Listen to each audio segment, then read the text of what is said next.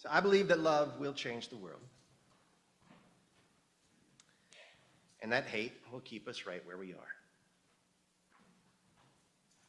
Of course, I'm not talking about romantic or erotic love that can change your world. But seldom, I don't want to say never, but seldom will it change the world. The love I'm talking about is more like compassion.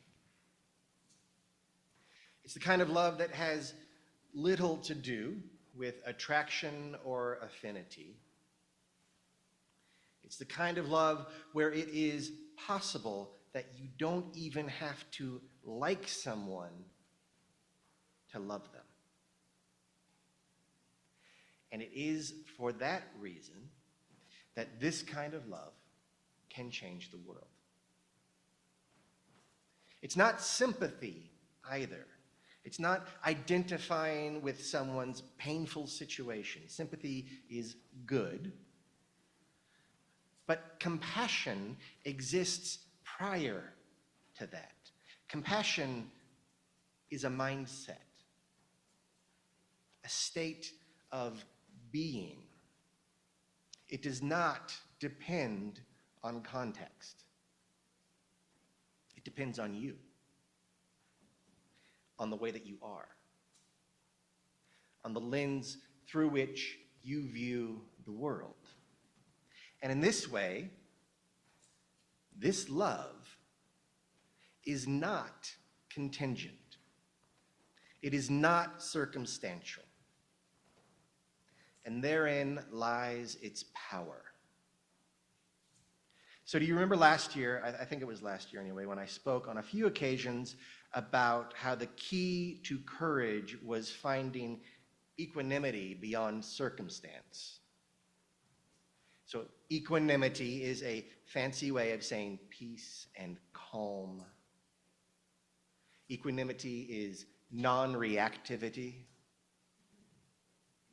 Equanimity gives no purchase to anger. It is fearless. So that's what I mean by equanimity. Courage, and compassion for that matter, arise when equanimity is found beyond circumstance. So circumstance, or as the Buddhists say, contingency, is basically context. It's the situation of your life at any given moment. I'm not sure there's any easier way to say circumstance than circumstance.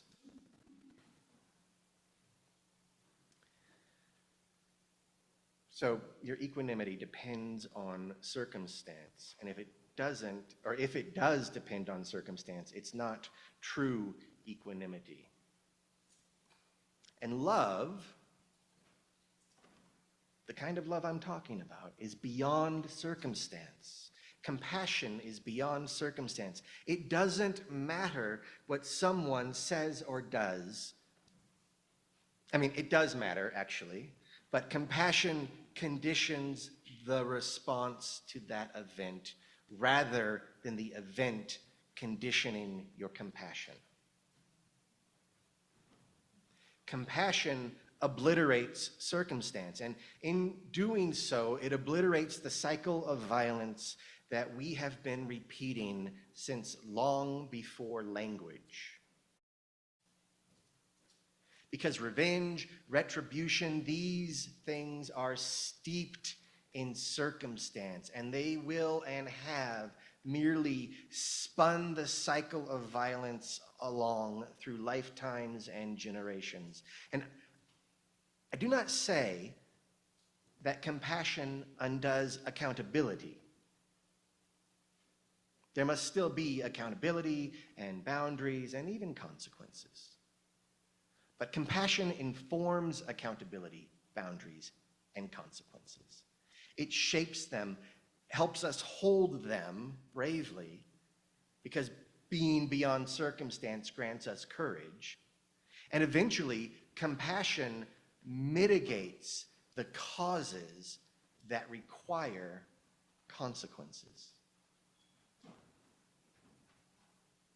And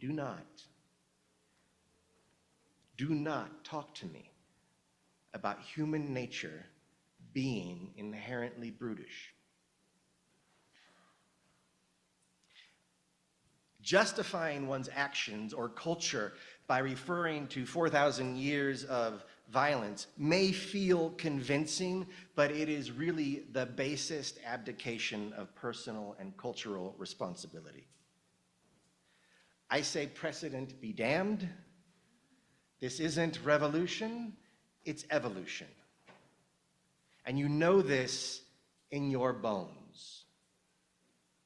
For humanity also bears witness to innumerable acts and instances of the most profound compassion and courage and grace and kindness, ingenuities and invention. Your own personal life bears witness to you doing things that you have never done before.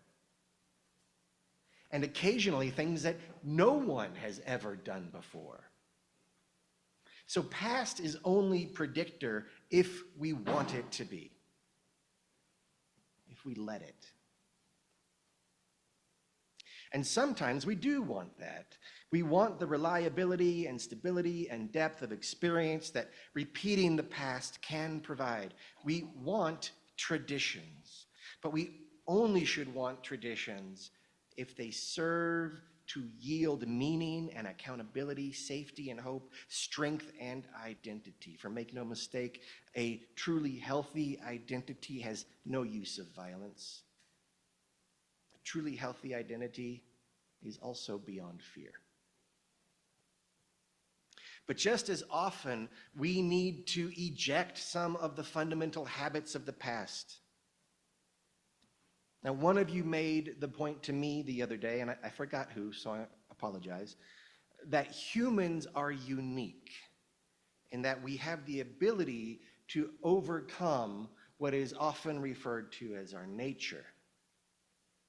As far as we know, no other creatures regularly overcome their own nature. I mean, maybe domesticated cats and dogs.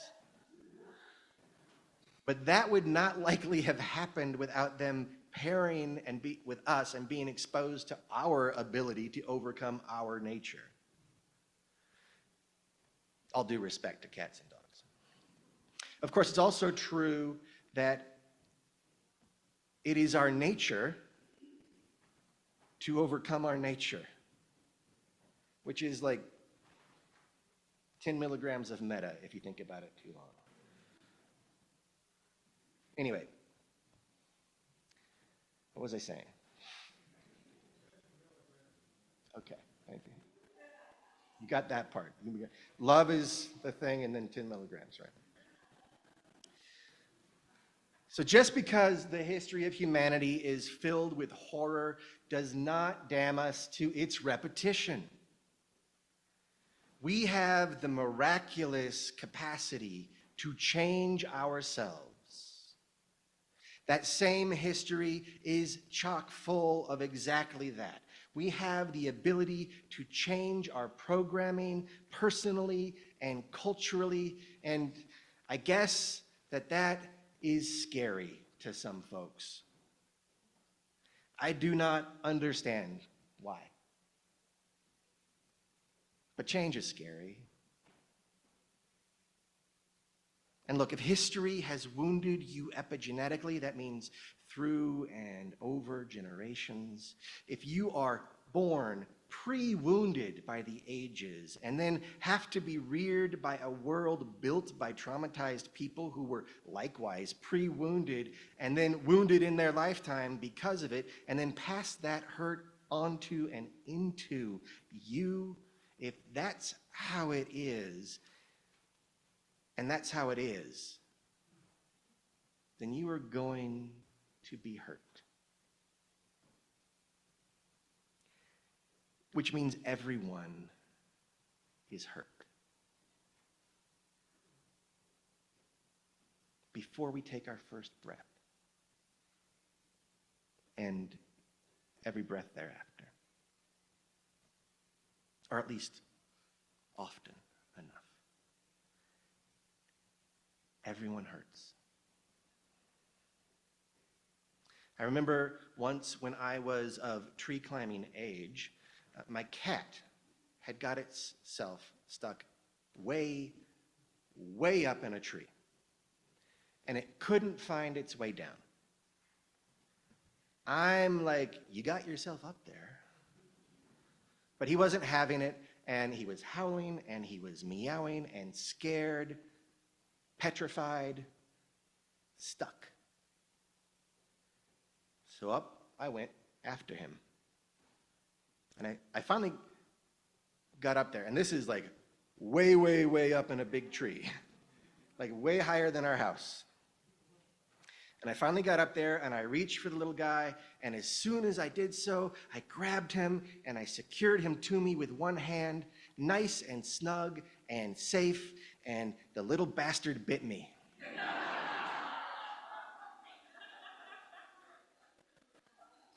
I'm trying to help you. And he bit me. Cat bites hurt. It was all I could do not to toss the ungrateful jerk down through the branches. He probably would have lived. But you know what? I loved him. And I knew he did that because he was freaked out. He was scared. So I just held him closer, talked to him softer, and gradually, branch by branch, we made our way down.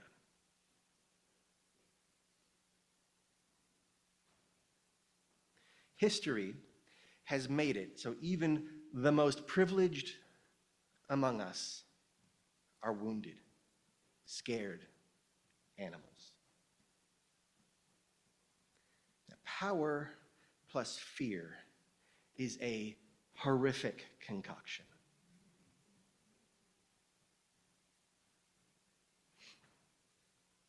It's not a recipe for peace.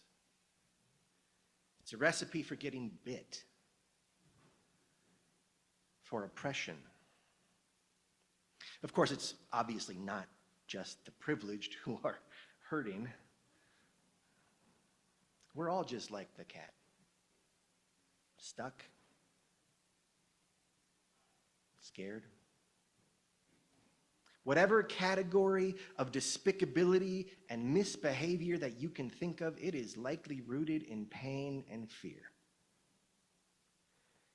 In contingency, in circumstance, and the inability to rise above it.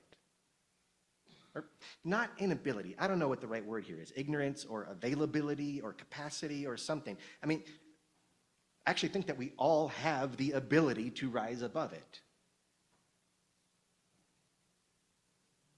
For we also have at our disposal a different story, an alternative lens. Indeed, we here proclaim that love is at the center. We proclaim that we are rooted in love. We proclaim that our promises are made to bring about the beloved community, a community of compassion. So the question is then, how? How do we feel this love? We have to feel it. We can't fake it. Or maybe we can fake it for a bit, but eventually it's got to be real. It's a real feeling, not a proclamation, but an experience. Hopefully we can proclaim ourselves into experience. How do we cultivate love? How do we open ourselves to compassion? Not to sympathy, but compassion. How?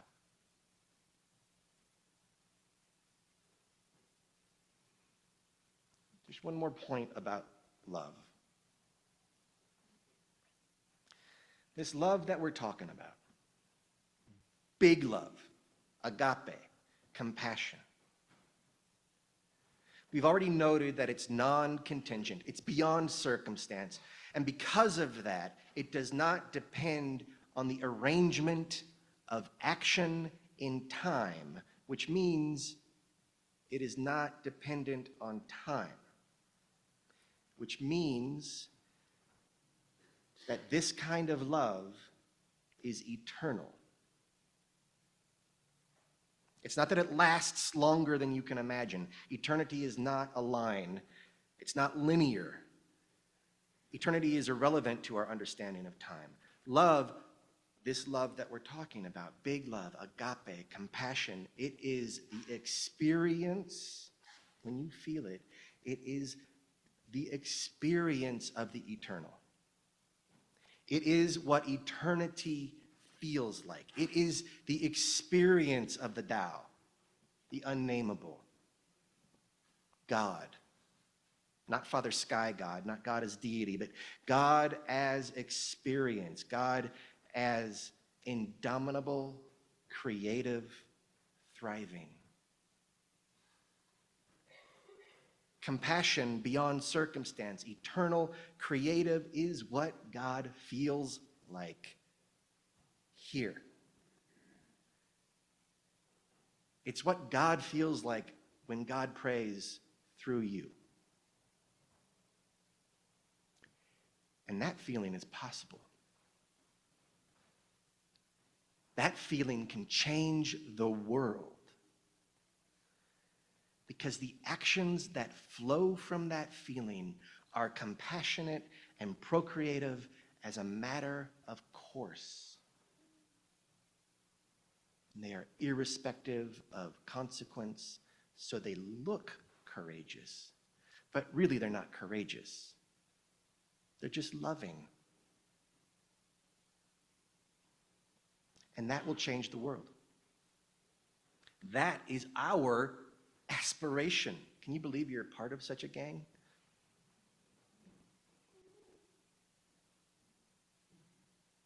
Will you work on that with me? Can we work on that with each other? Together? All the time?